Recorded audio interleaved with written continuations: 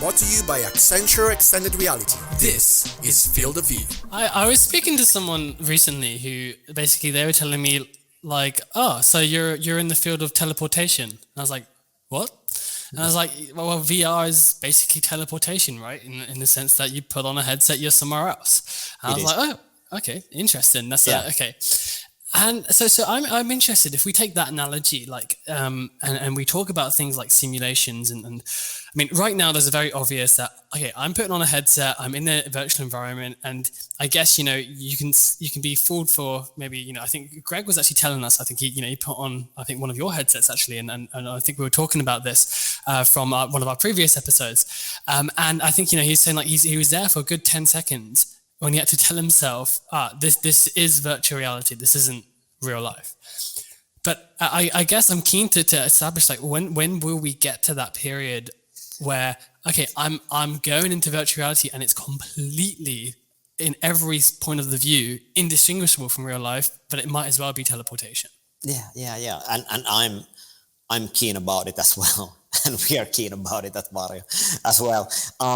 One of the first things that got me really convinced about the power of virtual reality and mixed reality, that we did these experiments in photogrammetry. So we created photos. We took just photos with a DSLR from an artist studio in Helsinki, and we created a photogrammetry. And then we stepped inside it in a Varjo human eye resolution. It felt so real that you start to create your memories that you were actually visiting that place.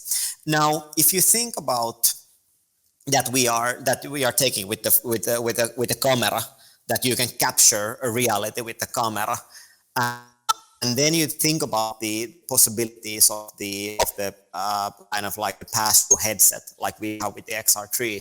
And what XR3 already now doing, it's creating a light probe. It can sample and take the environment, understand the lightnings of the environment, cast the shadows and lightnings onto the virtual object based on the environment of the real world. So that's where this kind of like, it starts to real and the virtual world starts to sync together in a ways that will create these memories and this experience that you are actually in a different place where you are. So I think that it's one of the most exciting things in melting away this barrier of location with this kind of technology. And we will see a lot of innovation. That when there are great companies, by the way, already in this virtual collaboration, just to shout out to Meet in VR, Glue, Dimension 10, and there's a great companies. We have done a collaboration with a few of them, and it is very exciting. It is very exciting. I think the exciting thing for Varjo really is to think that how can the enablers in our technology contribute to that, let's say, advancement of teleportation and holoportation, and I'm a big believer in that one, and it will change. It will literally change. It's one of those things that will literally change the world, and I think especially now the new normal has kind of contributed to that one. So there's a much more interest and innovation around that idea, and it will happen. It will happen.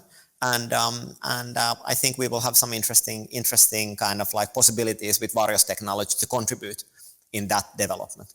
Did you know you can catch this full episode of Field of View and more by subscribing on YouTube, Spotify, Apple Music, or wherever you get your podcasts to not miss another immersive technology moment?